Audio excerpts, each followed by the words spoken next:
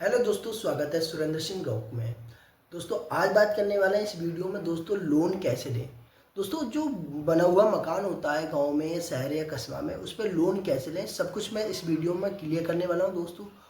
क्योंकि दोस्तों आजकल ऐसा होता है कुछ लोगों के साथ में फ्रॉड हो जाता है। अगर रजिस्ट्री मकान पर लोन ले रहे हैं और उनका साथ में कभी कभी ऐसा हो जाता है उनका इतना रुपया खर्च हो जाता है फिर उन्हें पैसा नहीं मिल पाता है। तो इस टाइप के कस्टमर आपको फील्ड में बहुत ज़्यादा मिलेंगे। तो उन्हें हमें लोन कैसे देना है और कस्टमर लोन कैसे लें, ये सब कुछ इस वीडियो में क्लियर करने वाले हैं दोस्तों। आज हम बताएंगे लोन जो होता है, लोन जैसे रजिस्ट्री मकान होता है, मकान बना हुआ उसे कहते हैं। जैसे रजिस्ट्री मकान पर अगर कोई लोन लेता है तो उसे लैब में काउंट करा जाता है। लैब मतलब होता है जैसे मतलब लोन अगेंस्ट प्रॉपर्टी।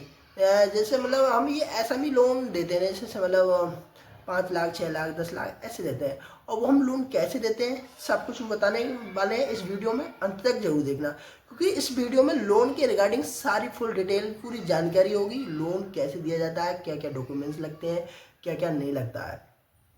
दोस्तों कहने का मतलब ये है अगर हम किसी भी कस्टमर का लोन करते हैं तो सबसे पहले उसके आधार कार्ड, पैन कार्ड और हम केवाईसी कस्टमर से लेते हैं। आधार कार्ड पैन कार्ड से हम सिविल जनरेट करते हैं।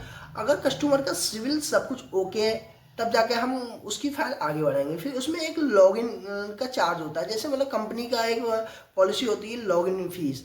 लॉगिन फीस होती है तो वो हम अगर कस्टमर, अगर जो हमारा एम्प्लॉय आया है किसी कंपनी का, अगर हम उससे बात कर रहे हैं, अगर वो लॉगिन फीस मांग रहा है तो कहना एक सर हम लॉगिन फीस ऐसे नहीं देंगे। लॉगिन फीस आप कंपनी का क्यूआर जनरेट कराओ, हम उस पर लॉगिन फीस काटेंगे। तो लॉगिन फीस हम जनरेट कर देते हैं। उसके बाद में कुछ ऐसे मतलब कस्टमर होते हैं वो कहते हैं सर हमें बताया लॉगिन फीस कुछ था और हो कुछ गया। तो भाई ऐसा नहीं करना है। जब आपका सिविल वगैरह जनरेट होता है, जब आपका सब कुछ हो जाए तब आप लॉगिन फीस करती है, तब जाके आगे जाके फिर एक क्रेडिट वाला होता है। क्रेडिट वाला होता है आपके घर की मतलब देखिएगा इनकम सोर्सिंग क्या है।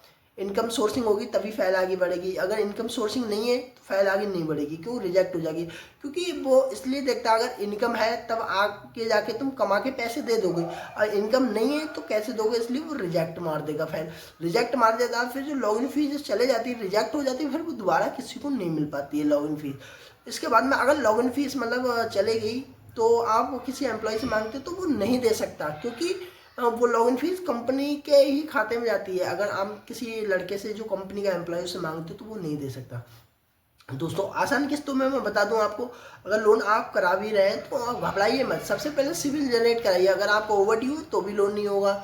अगर आपका मतलब किस्त बाउंसिंग हो रही है, मतलब आज 5 तारीख की किस्त 10 तारीख में दे रहे हैं तो आपका सिविल खराब हो रहा है। और सिविल 600 प्लस होना चाहिए तभी लोन होता है। 600 से नीचे है तो किसी के चक्कर में ना पड़े, लोन नहीं होगा।